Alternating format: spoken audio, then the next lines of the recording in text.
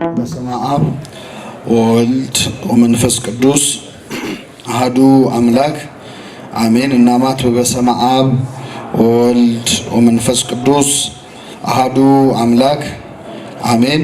በስመ አብ ወወልድ ወመንፈስ ቅዱስ አሐዱ አምላክ አሜን። የተከበሩ አባታችን ክቡራን ምእመናት ወንድሞች እህቶች እንዲሁም ሕፃናት በእግዚአብሔር ሰላምታ እንደምናመሻቸው አሜን። ምሕረቱን ቸርነቱን አብዝቶ በእድሜያችን ላይ የዛሬዋን ዕለት ይችን ሰዓት ጨምሮ በቸርነቱ ቅዱስ ቃሉን እንድንሰማ ስሙን እየጠራን እንድናመሰግነው በቤቱ የሰበሰበን የአባቶቻችን አምላክ ልዑለ ባሕርይ እግዚአብሔር ስሙ የተመሰገነ ይሁን። ዛሬ ክርስቶስና ኒቆዲሞስ በሚል ርዕስ ነው የምንማረው። ከፈሪሳውያን ወገን የአይሁድ አለቃ የሆነ ኒቆዲሞስ የሚባል አንድ ሰው ነበረ። እርሱም በሌሊት ወደ ኢየሱስ መጥቶ መምህር ሆይ እግዚአብሔር ከእርሱ ጋር ከሆነ በቀር አንተ የምታደርጋቸውን እነዚህን ምልክቶች ሊያደርግ የሚችል የለምና መምህር ሆነህ ከእግዚአብሔር ዘንድ እንደመጣ እናውቃለን አለው። ኢየሱስም መልሶ እውነት እውነት እልሃለሁ ሰው ዳግመኛ ካልተወለደ በቀር የእግዚአብሔርን መንግሥት ሊያይ አይችልም አለው። ኒቆዲሞስም ሰው ከሸመገለ በኋላ እንዴት ሊወለድ ይችላል? ሁለተኛ ወደ እናቱ ማኅፀን ገብቶ ይወለድ ዘንድ ይችላልን? አለው። ኢየሱስም መለሰ እንዲህ ሲል እውነት እውነት እልሃለሁ ሰው ከውሃና ከመንፈስ ካልተወለደ በቀር ወደ እግዚአብሔር መንግሥት ሊገባ አይችልም። ከሥጋ የተወለደ ሥጋ ነው፣ ከመንፈስም የተወለደ መንፈስ ነው። ዳግመኛ ልትወለዱ ያስፈልጋችኋል ስላልኩህ አታድንቅ። ነፋስ ወደሚወደው ይነፍሳል፣ ድምፁን ትሰማለህ፣ ነገር ግን ከወዴት እንደመጣ ወዴትም እንደሚሄድ አታውቅም። ከመንፈስ የተወለደውም ሁሉ እንዲሁ ነው አለው። ኒቆዲሞስም መልሶ ይህ እንዴት ሊሆን ይችላል አለው። ኢየሱስም መልሶ እንዲህ አለው አንተ የእስራኤል መምህር ስትሆን ይህን አታውቅምን? እውነት እውነት እልሃለሁ የምናውቀውን እንናገራለን፣ ያየውንም ነውንም እንመሰክራለን፣ ምስክርነታችንንም አትቀበሉትም። ስለ ምድራዊ ነገር በነገርኳችሁ ጊዜ ካላመናችሁ ስለ ሰማያዊ ነገር ብነግራችሁ እንዴት ታምናላችሁ? ከሰማይ ከወረደው በቀር ወደ ሰማይ የወጣ ማንም የለም፣ እርሱም በሰማይ የሚኖረው የሰው ልጅ ነው። ሙሴ በምድረ በዳ እባብን እንደሰቀለ እንዲሁ በእርሱ የሚያምን ሁሉ የዘላለም ሕይወት እንዲኖረው እንጂ እንዳይጠፋ የሰው ልጅ ሊሰቀል ይገባዋል ይላል። ስለ ቃሉ አምላካችን ስም የተመሰገነ ይሁን። እንግዲህ ይህንን አሁን ያነበብኩላችሁን ወንጌል እዚህ ጉባኤ ላይ ያላችሁ ሁላችሁም በሕይወታችሁ ለመጀመሪያ ቀን የሰማችሁት ወንጌል ነው። በነገራችን ትዝ አይላችሁም? እስቲ ለማስታወስ ሞክሩ። መጀመሪያ በሕይወታችሁ ለመጀመሪያ ቀን ይሄ ወንጌል ሲነበብ ሰምታችኋል። በ40 ቀንና በ80 ቀን ምን ልታደርጉ ስትሄዱ ክርስትና ስንነሳ የሚነበበው ወንጌል ያው የዛን ቀን ቢዚ ነበርን አይደል? አልሰማ ግማሹ ጡት እየጠባ ግማሹ እያለቀሰ አልሰማውም እንጂ ስጋችን ባትሰማም ነፍሳችን ሰምተዋለች ይህን ወንጌል። ኢትዮጵያ ኦርቶዶክስ ተዋሕዶ ቤተክርስቲያን አንድ ልጅ ክርስትና ስታነሳ የምታነበው ወንጌል አሁን ያነበብነው ወንጌል ነው። የሚነበበው የዮሐንስ ወንጌል ምዕራፍ 3 ነው። በዚህ ታሪክ ውስጥ እንግዲህ ኒቆዲሞስ የተባለ አንድ ሰው ነው የምናገኘው። ኒቆዲሞስ ከሌሎች ወንጌላት ውስጥ ተጽፎ አናገኘው፣ ስሙም የለም። በተለየ ሁኔታ ተጽፎ የምናገኘው የዮሐንስ ወንጌል ላይ ብቻ ነው። እንግዲህ ዮሐንስ ከሌሎች ወንጌላውያን ለየት የሚያደርገው ሁሉ ጽፈው ከጨረሱ ከብዙ ዓመት በኋላ ነው የጻፈው። ወደኋላ ወደ 99ኛው ዓመተ ምህረት ላይ ፖስት አፖስቶሊክ ኢራ ተብሎ የሚጠራው ወይም ዘመነ ሐዋርያት አልፎ ከሐዋርያት ዘመን በኋላ ላይ ነው የጻፈው ዮሐንስ ወንጌል። ቀስ ብሎ መጻፍ ደግሞ ጥቅሙ ምንድነው? ሌሎች የጻፉትን አይተ የቀረውን ያጎደሉትን ወይም የተዉትን በሌሎች ላይ ያልተካተቱ ጉዳዮች የምናገኘው በማን ወንጌል ላይ ነው? በዮሐንስ ወንጌል ላይ ነው። ስለዚህ በጣም ብዙ ጉዳዮች ዮሐንስ ወንጌል ላይ ሌላ ላይ የሌለ የምታገኙት ዘግይቶ ስለጻፈ ተለምኖ ነው የጻፈው። ዮሐንስ በነገራችን ላይ ወንጌሉን ሳይጽፍ ሁሉ ከዚህ ምድር ሊወሰድ ይችል ነበር። በኤፌሶን ያሉ ምዕመናን እባክህ ግኖስቲኮችና በዛ ዘመን ያሉ መናፍቃን በጣም ስላስቸገሩን እባክህ ጻፍልን ብለው በጣም ስለተቆጡት የዛን ዘመንም ክህደቶችን ጥያቄዎች ሁሉ አካቶ በክርስቶስ አምላክነት ላይ የዱዋሊዝምን ጽንሰ ሐሳብ የክፉ አምላክ ደግ አምላክ የሚለውን ክፉ ነገር የፈጠረው ሰይጣን ነው ወይም ሌላ ክፉ አምላክ ነው፣ መልካሙን የፈጠረው ግን እግዚአብሔር ነው የሚሉ ሁሉ ነበሩ። ለነሱ ሁሉ ምን አለ? ሁሉ በእርሱ ሆነ፣ ከሆነውም አንዳችስ እንኳን ያለ እርሱ እያለ እያንዳንዱን ዘርዝሮ የጻፈ ወንጌል ነው። ስለዚህ ዮሐንስ ወንጌል ላይ ብቻ ከሚገኙ ታሪኮች አንዱ የኒቆዲሞስ ታሪክ ነው። ኒቆዲሞስን 3 ጊዜ ነው የምናገኘው። ቤተክርስቲያናችን ደግሞ ከአብይ ጾም ሳምንታት አሁን ከፊታችን እሑድ ጀምሮ የምታስበው ኒቆዲሞስ በሚል ስም ነው። ግን ቤተክርስቲያን ኒቆዲሞስን የምታስታውሰው በአብይ ጾም ወቅት ብቻም አይደለም። በእያንዳንዱ ስርዓት ውስጥ ኒቆዲሞስ አለ። ለምሳሌ ወደ ቤተክርስቲያን ስንገባ እንሳለማለን፣ ቅጥሩን ተሳልመን እንገባለን። ያው በማስተዋል የምናደርገው ከሆነ ደግ ነው። ብዙ ጊዜ ግን ዝም ብለን ባለማስተዋል ነው። እንደውም አንዳንዴ ተሳስታችሁ ገራጅ ወይ ሆስፒታል ተሳልማችሁ ልገቡ ስትሉ ወይ ትጀምርና አይታ አፍረት ትተዋል። ለምን እዚህ ስንሳለም አስበን ስለማንሳለም። ግን ቤተክርስቲያን ስንሳለም መጀመሪያ ፊት ለፊት ተደፍተን እንሰግዳለን። ከዛ በኋላ ግራውንና ቀኙን ምን እንላለን? እንሳለማለን። ወደ ቤተክርስቲያን ገብተን መጀመሪያ ተደፍተን ስንስም የምንስመው የክርስቶስን መቃብር እያሰብን ነው። አንድ ሰው ቤተክርስቲያን ውስጥ ተደፍቶ ሲስም የጌታን መቃብር እንደሳመ ነው በዓይነ ሕሊናው እንዲያስብ ቤተክርስቲያን የምታዘው። ከዛ ግራውና ቀኙን ሲሳለም ዮሴፍንና ኒቆዲሞስን ነው የሚያስባቸው። ክርስቶስ በተቀበረበት በዚያ ዕለት የገነዙትን በግራውና በቀኙ የቆሙትን 2 ቅዱሳን ቤተክርስቲያናችን ታስባለች። የእነሱን በረከት ያሳድርብን። በዚህ ብቻ አይደለም፣ ዮሴፍና ኒቆዲሞስ በብዙ ጉዳይ ይታሰባሉ። ቅዳሴ ላይ ደግሞ የሚሰየሙ ቀሳውስት አሉ። ቀዳሴያን ነው። በሥርዓተ ቤተክርስቲያን እንግዲህ 5 ቀዳሴያን ከሆነ ዘመን በኋላ 5 ብቻ ሆነ። 24ም 12ም ድረስ ስርዓቱ አይከለክልም እና ቅዳሴ ሲቀደስ ግን ዋነኛው ካህን ሆኖ ሰራዩ ሆኖ የሚቀድሰው ካህን አለ። በግራውና በቀኙ ደግሞ ከተቻለ 2 አለዚያ ደግሞ 1 ቢሆን ንፍቅ አብሮት መሆኑ አይቀርም። በሚቀድስ ሰዓት በመካከል ያለው ቄስ ዋነኛው ቄስ የክርስቶስ ምሳሌ ነው። እኛ የምናየው አባ ገሌ ዛሬ ቀድሰዋል፣ ቀሲስ ገሌ ቀድሰዋል የሚለውን ነው። ግን በእሳቸው ቦታ ቆሞ ቅዳሴውን ስርዓት የሚያከናውነው ማን ነው? አምላካችን ኢየሱስ ክርስቶስ ነው። ማንም ቢቀድስ እኛ ክርስቶስ እንደቀደሰ ነው የምናምነው። ለዚህ ነው ክርስቶስን ወክለው ነው የሚናገሩት። ሰላም ለሁላችሁ ይሁን ይላሉ እየወጡ። ሰላም ለሁላችሁ ይሁን ብሎ ለሐዋርያቱ የተናገረ ማን ነው? ክርስቶስ ነው። ተንሱ ለጸሎት ይላል ዲያቆኑ። ክርስቶስ ነው እያለ ወንጌሉ ነው የሚሰብክ። ተንሱ ለጸሎት እነ ጴጥሮስ በተኙበት ያለው ነው ክርስቶስ። አላዜማ ይሆናል እንጂ ለጸሎት ተነሱ ትጉና ጸልዩ ይላል ቅዳሴው እሱ። ከዛ ሰላም ለእናንተ ይሁን የክርስቶስ ንግግር ነው። ከዛ ቄሱ እየቀደሱ የሚያናገሩት ክርስቶስን ነው። ጌታዬ መድኃኒቴ ኢየሱስ ክርስቶስ ይህንን ኅብስት ባርከው ይህንንም ጽዋ አክብረው ሁለቱንም አንጻቸው ይላሉ። በካህኑ ቦታ ሆኖ መስዋዕቱን የሚለውጠው የሚቀድሰው ማን ነው? አምላካችን ኢየሱስ ክርስቶስ። እና እኚህ ካህን ሲቀድሱ ታዲያ ምን ይላሉ? በግራ በቀኛቸው ላሉት ንፍቅ ቀሳውስት በተለይ ብዙ ጊዜ አንድ ነው የሚሆኑት። ይህንን ካጠገብ የሆነው የሚቀድሰውን ቄስ እንደ ዮሴፍና እንደ ኒቆዲሞስ አድርገው ስጋህን እንደገነዙ። እንግዲህ በዛ ቅዳሴ ላይ ያሉ ቀሳውስት ዮሴፍና ኒቆዲሞስ እንደሚመስሉት እየገነዙ ያሉት ዮሴፍና ኒቆዲሞስ የገነዙትን የክርስቶስ ስጋና ደም እየፈተቱ ያሉት ማለት ያ ስለሆነ ነው። ሌላው አሁን ሰሙነ ሕማማት ሲመጣ ደግሞ ቀኑን ሙሉ ስንሰግድ ስንጸልይ ከቆየን በኋላ የመጨረሻው ምህላ ይደረጋል በቤተክርስቲያናችን። ምህላው ሲደረግ የክርስቶስን ስጋውን የሚመስል በእውነት ነው ቤተ መቅደስ ገብታችሁ ስርዓቱን እንድትከታተሉ በዚህ አጋጣሚ እንደው አሳስባለሁ። ውጪ ሆኖ እያወሩ ስግደት አሁን ስግደት ነው እያሉ ከመስገድ በሌሊት ሄዶ ቀድሞ ገብቶ እዛ ስርዓቱን ማየት በጣም አስደናቂ ነው። ቤተክርስቲያን በምን ደረጃ የክርስቶስን ሕመም እንደተረዳችው ለማየት የፈለገ ሰው መቅደስ ውስጥ ገብቶ ነው የሰሙነ ሕማማትን ስርዓት ማየት ያለው። እያንዳንዱ ስርዓት ትርጉም አለው። እጅግ ልብ የሚሰብር የክርስቶስን መከራ በምን ጥልቀት እንደምትረዳ የሚያሳይ ስርዓት ነው እና የመጨረሻው ምህላ ላይ ቀሳውስቱ 2 ሆነው በእጃቸው ክርስቶስ ልክ እንደተገነዘ እንደተሸፈነ ሆኖ በዛ አምሳል የተሰራውን ነገር በእጃቸው ይዛሉ እና ይዘው ለረጅም ሰዓት እየዞሩ መንበሩን እግዚኦታ ይካሄዳል። በጣም ልብ የሚሰብር። እኔ ልጅ ሆኜ አንድ ጊዜ ምን ሆነ መሰላችሁ? መታደል ሊሆን ይችላል ወይ ደግሞ ይሄንን ይኸው ብሎ ይሆናል እግዚአብሔር አላውቅም። በጣም አረጋውያን አባቶቻችን ነበሩ ይህንን ምህላ የሚያደርሱትና 2 ቀሳውስት ይዘው እጃቸው በጣም ዛለ። እንግዲህ ምህላው በጣም ብዙ ነው እንደምታውቁት የመጨረሻው ምህላ እና እኔ ትንሽ ነበሩ ከዛን ጊዜ ቄሰ ገበዙ ና አሉኝና መሀል ላይ ያዝ አሉ እና ከ2ቱ ቀሳውስት ጋር እግዚኦታው ላይ ያንን የመያዝ አጋጣሚ ኖረኝ። ስርዓቱ አይፈቅድልኝም፣ ያው አንዳንድ እድሎች አሉ ለማለት ነው።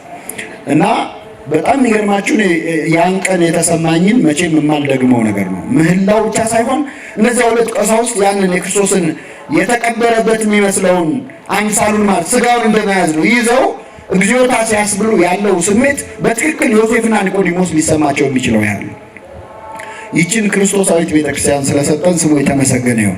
ስለዚህ በሁሉ ነገር ውስጥ ዮሴፍን ኒቆዲሞስን እናስባለን። ኒቆዲሞስ ከፈሪሳውያን ወገን የነበረ ሰው ነው ይላል ዮሐንስ ወንጌል። ከፈሪሳውያን ወገን የአይሁድ አለቃ የሆነ ኒቆዲሞስ የሚባል አንድ ሰው ነበረ ይላል። እርሱም በሌሊት ወደ ኢየሱስ መጣ ይላል። እንግዲህ የአይሁድ አለቃ ነበረ የሚለውን ቤተክርስቲያናችን ስትተረጉም በሶስት መንገድ ነው ትላለች። አንደኛ በአይሁድ ምክር ቤት አባል ነው፣ የፖለቲካ ስልጣን ያለው ሰው ነው፣ ባለስልጣን ነው ይዘው። ስለዚህ በሹመቱ ነው የመጀመሪያው። ሁለተኛ በሀብቱ በጣም ባለጠጋ ሰው ነው።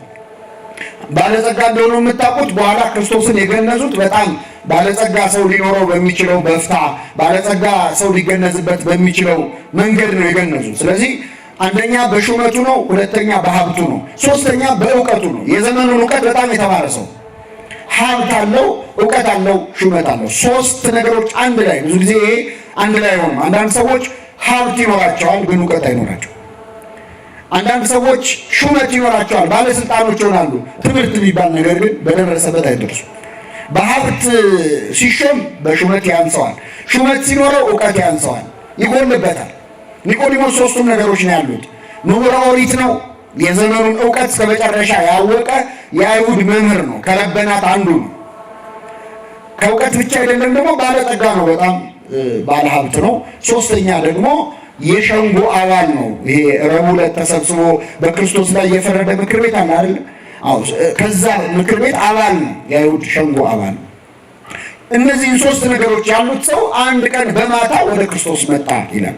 እንግዲህ ይህንን ሰው ትንሽ ማድነቅ ይገባናል በብዙ ምክንያት። የመጀመሪያው ሶስቱ ነገሮች ያሉት ክርስቶስን ለመከተል መሞከሩ፣ አንደኛ ሀብቱ፣ ሁለተኛ ሹመቱ፣ ሶስተኛ እውቀቱ። ለአንዳንድ ሰዎች ክርስቶስን መከተል ያልተማሩ ሰዎች ጎዳና የሚመስላቸው ሰዎች አሉ። በአጠቃላይ ክርስትና ሃይማኖት ማለት ያለመማር ምልክት አድርገው የሚመለከቱ የሚያስቡ ሰዎች አሉ። በእርግጥም ይህን የሚያሳይ ነገር ክርስቶስ ካስከተላቸው ሐዋርያት የሚበዙት ያልተማሩ ሰዎች ነበሩ። በጣም የሚገርም አሳ አጥማጆች ነበሩ፣ ምንም እረኞች፣ ምንም የማያውቁ። አምላካችን ጥቂት ነው የተማሩ ሰዎች ያስገባው እንጂ አብዛኛው ያልተማረ ሰው ነበረ። ያልተማሩ መሆናቸው በአንድ ወገን ትህትናም እንዲኖራቸው አድርጓል። አሁን ሐዋርያት በሙሉ የተማሩ ፕሮፌሰሮች ቢሆኑ ኖሮ ክርስትና ወደኛ ይደርሳል አይደርስም? ቁጭ ብለው ሪስክ ያጠናሉ አይደለም? አሁን ይህ ክርስትና እኮ ቢስፋፋ የሚያመጣው ችግር ሲሉ ጥናታዊ ጽሑፍ ሲያቀርቡ አሁን ድረስ ክርስትና አይደርስም። አዋቂ ነኝ በሚሉ ሰዎች ማለት እኛ በቤተክርስቲያን አገልግሎት በጣም ብዙ ጊዜ አይተነዋል። አንዳንዴ ለቤተክርስቲያን አገልግሎት ጥሩ ሰዎች ተመርጠው ልምድ አላቸው ምሁራን ናቸው ምናምን የተባሉ ድሪም ቲም የሚባል አይነት ሰበካ ጉባኤ ይቋቋማል። ድብልቅልቅ ብሎ ይለያያል ተጣልቶ። ከኛ እውቀት በላይ የሚሰራው የማረድ ነው፣ የእግዚአብሔር ነው። እውቀት የኛን እውቀት አይፈልገውም። ምንድን ያደረገው አሳ አጥማጆችን የገጠር ሰዎችን የሚበዙት ከ12 ሐዋርያት እኮ 11 የገጠር ሰዎች ናቸው። አንዱ የከተማ እሱም ይሁዳ ነው። ይቅርታ አድርጉት፣ ይሁዳ የከተማ ሰው። ከዛ ውጭ ሌሎች የገሊላ ሰዎች እና ይሁዳም ትንሽ ኮፈስ ያደረገው ንቀትም ስላለበት የመሀል ከተማ ሰው ነው ነው ከነዚህ ጋር በቃ አይነት ስሜት አለ። አምላካችን ኢየሱስ ክርስቶስ የገሊላ ሰው የተባለ የገጠር ሰው የተባለው እኮ ክርስቶስ ታውቃለህ። ከነዛ መሀል የገሊላ ሰው ነበር የሚባል ይናቅ ነበር። ከናዝሬት ደግሞ ናዝሬት የተናቀች ነች። ከናዝሬት መልካም ነገር ይገኛልን የሚባልባት ሀገር ነች። እሱ የተጠራው ማን ተብሎ ነው? የናዝሬቱ። አይገርማችሁ? የናዝሬቱ ኢየሱስ ያስቃቸዋል። ራሱ የናዝሬቱ ብሎ ኢየሱስ አለ እንዴ መሲህ አለ እንዴ ያሉ ይስቁ ነበር። መናቅን አውቆ የተቀበለ አምላክ ስለሆነ። ጥቂት ግን ምሁራን ነበሩ። እነ ማቴዎስ ነበሩ። ማቴዎስ የሂሳብ ሰው ነበረ፣ በዛሬ አካውንታንት ነበረ። እነ ናትናኤል ምሁራን ኦሪት ነበሩ። ጥቂት ብቻ ነበሩ። መቼስ ደግሞ ያስፈልጋል እውቀት የሚያስፈልግበት ቦታም ስላለ። አብዛኞቹ ግን ያልተማሩ ሰዎች ነበሩ። ስለዚህ አይሁድ ያልተማሩ ሰዎች ሃይማኖት አድርገው ይተቹ ነው። ሐዋርያት ሥራ ምዕራፍ 4 ላይ ጴጥሮስና ዮሐንስ መጽሐፍ ጠቅሰው ሲያስተምሩ ሲሰማቸው እነዚህ ሰዎች ያልተማሩ አይደሉ እያሉ ሲገረሙባቸው ነበር። ስለዚህ ኒቆዲሞስ የተማረ ሆኖ የክርስቶስ ተማሪ መሆን ፈለገ። ይሄ ምንድነው? በዘመናችንም ሰው ሃይማኖተኛ መባልን እንደ ኋላ ቀርነት እግዚአብሔር የለም ማለትን ደግሞ እንደ ስልጣኔ ለክፉም ለደጉም እግዚአብሔር የለም የሚል ወጣት በሌሎች በአቻዎቹ ዘመናዊ እንደሆነ ተደርጎ መታየት ስለሚፈልግ ፍልስፍና ገብቶታል ለመባል ብሎ ፈጣሪ የለም የሚል ሰዋል። ሁለት ሶስት ጥያቄ ብትጠይቀው በአግባቡ መከራከር መመለስ የማይችል ሰው ግን የወሰነ ሰው አለ። ለምን? ትንሽ እንደው ዘመኑን የመጠነ ሰው መስሎ ለመታየት ማለት ነው። ኒቆዲሞስ ይህንን ነው አልፎ የመጣው። ያልተማረ ሰው የሚያሰኘውን እንግዲህ እግዚአብሔር ይላል የአንደኛ ቆሮንቶስ ምዕራፍ 1 ቁጥር 26 ላይ የዚህ ዓለምን ጥበበኞች ያሳፍር ዘንድ የዓለምን ሞኝነት መረጠ ይልና ብዙ ጥበበኞችን አልጠራም ይላል። ብዙዎችን ጥበበኞችን አልመረጠም። በሉ እስኪ ብዙዎችን ምኖች? ምንም ግን ጥበበኛ አልመረጠም አይደለም፣ ብዙን ያልመረጠው ጥቂቶችን ግን መርጧል። ከነዚህ መሀል ኒቆዲሞስ አንዱ። ስለዚህ ኒቆዲሞስ የመጀመሪያ የምናደንቀው የተማርኩ ነኝ ብሎ አናውቀውም ክርስቶስን ነው። ሊማር መጣ፣ በትህትና መጣ፣ በዚህ ይደነቃ። ሁለተኛ ባለጠጋ ሆኖ ሊማር መምጣቱም በጣም ለብዙ ባለጸጎች ሀብታቸው ንብረታቸው ያላቸው ሁሉም ማለት አይደለም፣ በሀብታቸው እንደነ አብርሃም የከበሩበት የተቀደሱበት ለብዙ የተረፉበት አሉ። የገባቸው ባለጠግነታቸው የዚህ ዓለም መሆኑን ያወቁ በዚህ ዓለም ባለጸጎች የሆኑ ሰዎች ያለ ያዕቆብ መልእክት በዚህ ዓለም ነው የፈለገ ሀብት ቢኖር እዚሁ ነው የሚቀረው። የትኛው ባለ ሀብት ነው ገንዘቡን ወደ ሰማይ ቤት ያሻገረ? በምጽዋት ካልሆነ በቀር ምንም ማድረግ አትችልም። ግን ባለጠግነታቸው በጣም ብዙ ሰዎችን ከክርስትና ይከለክላቸው። ጉባኤ እንደዚያው መንፈሳዊ ጉባኤ ስጠሯቸው አይ እኔ ባይሆን የሚያስፈልግ አንዳንድ ወንበሩን እንዲህ ሞንታርቮ ምናምን ካለ ለእሱ ላዋጣ የሚሉ ሰዎች አሉ። እነሱ ግን አይመጡም። ወደ ቤተክርስቲያን ህንፃ ማሰሪያ አዋጡ፣ ችግር የለም ቼክ ይፈርማሉ። እነሱም ግን ኑ አትበላቸው ብቻ። እግዚአብሔር ደግሞ ከሚሰጡት በላይ የሚፈልገው እነማንን? እነሱን ነው። መታዘዝ ከመስዋዕት ማዳመጥን የአውራ በግ ስብ ከማቅረብ ይበልጣል ይላል። እግዚአብሔር ብዙ ከምትሰጠው ጆሮ ብትሰጠው ነው ደስ የሚለው። ጆሮ ብትሰጠው መታዘዝ ከመስዋዕት ማዳመጥም የአውራ በግ ስብ ከማቅረብ ይበልጣል። ያማረ የአውራ በግ አምጥተህ መስዋዕት ከምታቀርብለት ጆሮ ብትሰጠው ይሻላል። እንኳን እግዚአብሔር አለ የሥጋ ወላጆቻችንም አሁን ብዙ ስጦታ ሰጠናቸው ማናዋራቸው ከሆነ ደስ ይላቸው አይላቸው? እንደውም በጣም ወላጆች አሁን አንዱ ችግር ምን መሰላቸው? ብዙ የአረጋውያን መርጃ እንደ መቄዶንያ አይነት ብዙ አሉ በሀገራችን። ግን መርጃ የሌላቸው የአረጋውያን ስቃይ ልንገራቸው፣ ልጆቻቸው የማያዋሯቸው ወላጆች አሉ። እነዚህ ሰዎች ወጥተው ሌላ የአረጋውያን መርጃ እንዳይገቡ ጥሩ ቤት ነው የሚኖሩት፣ ጥሩ ልብስ ነው የሚለብሱት። ልጆቻቸው አንቀባረው ነው ያዟቸው። የሚበሉት የሚጠጡት የሚለብሱት አልነሷቸው። ጊዜ ግን አልሰጧቸው። የሚያናግራቸው ያጡ ወላጆች አሉ። ወጥተው አይለምኑ ነገር የሚያስለምን ህይወት ይኖራል። በጣም አስቸጋሪ። ለወላጆቻችን ጆሮ መስጠትን የመሰለ ስጦታ የለም። ለእግዚአብሔርም እንደዛ ነው። በሰማይ የምትኖር ምናችን ነው አባታችን። ማዳመጥም የአውራ በግ ስብ ከማቅረብ ይበልጣል ብሏል ሳሙኤል ለሳኦል። ነቢየ እግዚአብሔር ዳዊት ደግሞ ይህንን ተቀብሎ ምን አለ? መስዋዕትን ብትወድስ በሰጠሁ ነበር። የሚቃጠለው መስዋዕት ምን አይልህም? ደስ አያሰኝህም። የእግዚአብሔር መስዋዕት የተሰበረ መንፈስ ነው። የተሰበረውና የተዋረደውን ልብ እግዚአብሔር አይነቅም። መስዋዕትን ብትወድማ ንጉሥ ነኝ አለ የሚባለውን በሬ መርጬ ወይፈን መርጬ አቀርብልህ ነበር። አንተ ግን እሱን አትፈልግም። ልቤን ነው ለካ አንተ የምትፈልገው ይላል ነቢየ እግዚአብሔር ዳዊት። ልባችንን ለመስጠት ይርዳል። ሰብአ ሰገል መጥተው መጀመሪያ ስጦታ ነው የሰጡት፣ ሰገዱልን ነው። ስለዚህ ብዙ ባለጸግነት፣ ብዙ ሀብት ንብረት ሰውን ከመንፈሳዊ ቦታ ያርቀዋል፣ ያጎለዋል፣ ለመምጣት ያስቸግረዋል። ኒቆዲሞስ ይናሸንፎ መጣ። ሶስተኛ ባለስልጣን የሆኑ ሰዎች ወደ ቤተክርስቲያን ይመጣሉ ወይ? እንኳን ትልልቅ የመጨረሻ ሀገር መሪ ምን የሆኑ ቀርቶ ትንሽ የሆነ ወረዳ የሆነ አካባቢ ኃላፊነት ላይ ያለ ሰው እንዴት እንደሚቸገር እናውቃለን። የማያምኑትን አይደለም እያለ ያመን የቤተክርስቲያን ሰዎች ሆነን ግን ለማጎንበስ እንቸገራለን። እና አንዳንዶች ደግሞ መጥተውም ቤተክርስቲያን ውስጥ መጥተው ባለስልጣኖቹ ልክ እንደዛ አይነት ቦታ እንዲሰጣቸውም ይፈልጋሉ። ባለስልጣንነታቸውን የሚያሳይ ነቢየ እግዚአብሔር ዳዊት ምንድን ነው ያለው? ከአላፋት ድንኳኖች ይልቅ በእግዚአብሔር ቤት ምን ማለትን መረጥኩኝ።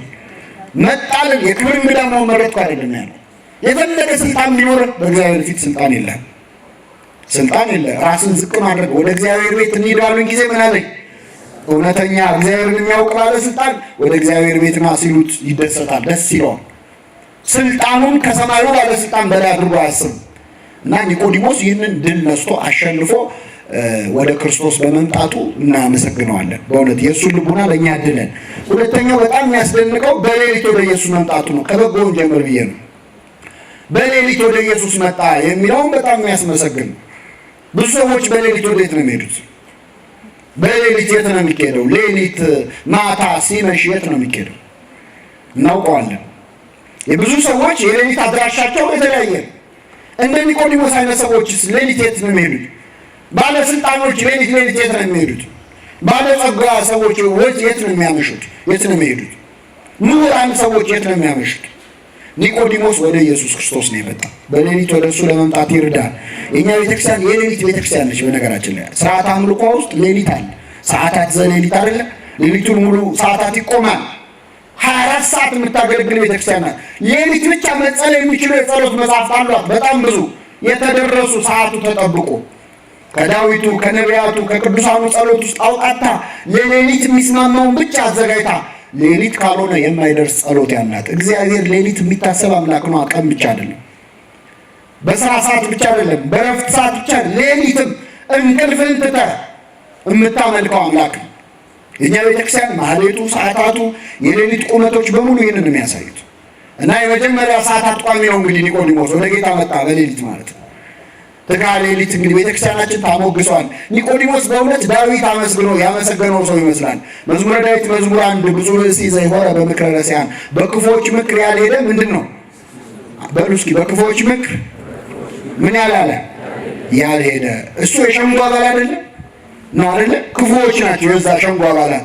በክፉዎቹ አይሁድ ምክር ያልሄደ ምስጉን ነው። ከዛ ወረድ ብሎ ወዘህጎ ያነብብ መዓልተ ወሌሊተ ሕጉንም የእግዚአብሔርንም ቃል በቀንም በሌሊትም ምን ይላል? ያነባል፣ ይሰማል።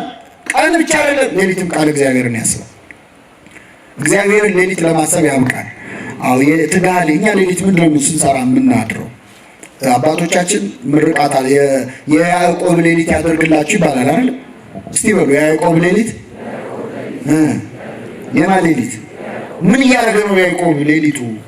ሌሊት ከእግዚአብሔር ጋር እየታገለ ነው ያደረው። ካልባረከኝ ምናምን አለቅም እያለ ያዕቆብ ሌሊት ምንድን ያደረገው? ድንጋይ ተንተርሶ ከምድር እስከ ሰማይ መሰላል ተዘርግታ በላዩ ላይ ቅዱሳን መላእክት ሲወጡና ሲወርዱ አይቷል። ራእይ የምታይበት ሌሊት ያደርግል። ተራ ምርቃት እንዳይመስላል። ሌሊታችንን የኃጢአት ሌሊት ከመሆን እግዚአብሔር በቸርነቱ ይጠብቃል። አው ክፉ ሌሊቶችን ያሳደሯል። ነቢየ እግዚአብሔር ዳዊት በማታ ከምንጣፉ ተነሳ ይላል። ሲመሽ መተኛው ሰዓት ላይ ተነስቶ ምን አደረገ? ቤርሳቤህን አያት፣ እርቃኗን ተመለከተ። በአጸ ዝሙት ተነደፈ፣ አስመጣት፣ አስነወራት። ሰው እስከ ማስገደል ድረስ ኃጢአት ደረሰ። ኃጢአትን ሰራ። አንዳንድ ሌሊቶች ለመሸፈን ብዙ ርቀት እንድትሄድ የሚያደርግ ኃጢአት ሊያሰሩ ይችላል። ግን ደግሞ ዳዊት አንዴ ማታ ወጥቶ በዝሙት ወደቃል እንጂ ሌላውን ቀንስ፣ ሌሊቱን ሙሉ አልጋዬን በእንባ አጥባለሁ ይላል። አልጋችንን በእንባ ለማጠብ ይርዳል።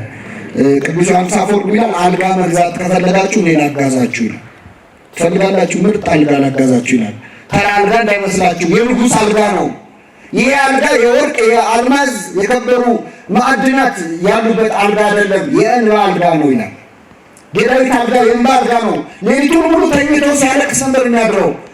ኃጢአቴን አንተን ብቻ በደልኩ፣ በፊትህን ክፋትን አደረግኩ። ማንም ብቻ በደልኩ? ለምን መሰላችሁ አለው። ዳዊት ንጉሥ ነው። ከሱ በላይ ሌላ ባለስልጣን አለ ምድር ላይ? ማን ባለስልጣን ነው? አንተን ብቻ በደልኩ። የሚያዘኝ የለ፣ አዛዥ ያርገኛል፣ ከኔ በላይ ማንም የለም። አንተንም በደልኩ፣ በፊትህም ክፋትን አደረግኩ። በነገርህ ትጸድቅ ዘንድ፣ በፍርድ ንጹሕ ትሆን ዘንድ፣ ሁሉ ይበድላል ያልከው ይታወቅ ዘንድ ይኸው እኔም ወደቅኩኛል። ስለዚህ አቤቱ እንደ ቸርነቱ መጠን ምን በለኝ ማረኝ። እንደ ቸርነቱ መጠን ይማረን። ስንት ይሆን ቸርነቱ መጠኑ? ስንት ሜትር ይሆን? ስንት ጥልቀት ይኖረው ይሆን ምሕረቱ? በሌላ ቦታ ሳይሉ ለእግዚአብሔር መላ ምድረ፣ የእግዚአብሔር ቸርነት ምድር ሞላችኋል፣ ምድርን በሚሞላ ቸርነት ማረኝ ብሎ እግዚአብሔርን ነቢየ እግዚአብሔር ዳዊት ለምኗል። እና ስልጣናቸው ለኃጢአት ምክንያት የሆነባቸው ሌሊትን ለኃጢአት የሚጠቀሙ አሉ፣ ደግሞ ለጽድቅ የሚጠቀሙ አሉ። እና ኒቆዲሞስ በሌሊት ወደ ኢየሱስ መጣ የሚለው ቃል እንድናመሰግነው ያድርገናል። ትግሃ ሌሊትን ለሁላችን ያድለን። የቅዱሳን ሕይወትም ሲነገር ግርማ ሌሊቱን ጸዋጋንንቱን ድምፅ አራዊቱን ታግሰው ይላል።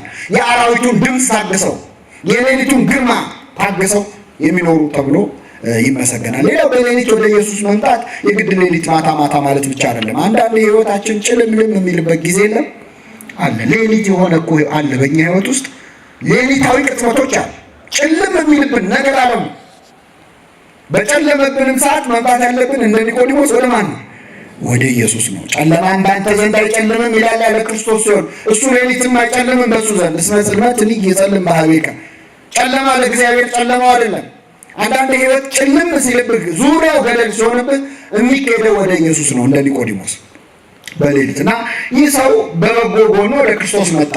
ትንሽ ደግሞ የሚያስወቅሰው ምን መሰላችሁ? ኒቆዲሞስ በሌሊት የመጣው ጥሩ ነገሮች እንዳሉ ሆነው መምጣቱ በሌሊት ጥሩ ነው። ያው ቀን ከመማር ከሰው ጋር ከግርግር ከመማር ልብ ክት ሆኖ ሰው ሊማር የሚችለው መቼ ነው? በሌሊት ነው። ደከማችሁ እንዴ? እና ቁጭ ብሎ በእርጋታ ቃሉን ለመስማት መምረጡም የሌሊት ልብ ክት ነውና ይላል ትርጓሜያችን። ጥሩ ነው። ግን ዋናው ኒቆዲሞስን በሌሊት ያመጣው ጉዳይ ምንድነው ካላችሁ ከክርስቶስ ጋር መታየት ስላልፈለገ ነው። ባጭሩ በቀን ከጌታ እግር ስር ቁጭ ብሎ ሲማር አይሁድ ቢያዩት አይለቁትም። አንደኛ ከክርስቶስ ጋር የተባበረ ሰው ከምኩራብ ይውጣ ከሸንጎ ይባረር የሚል አዋጅ አውጀዋል። ስለዚህ ከክርስቶስ ጋር ሆኖ መታየት ሪስክ አለው ለኒቆዲሞስ። በጣም በብዙ ጉዳይ ላይ መዘዝ ያመጣበታል። አፍሮበት ነው የመጣው። ባጭሩ የክርስቶስ ተማሪ ሆኖ መታየት አሳፈረው።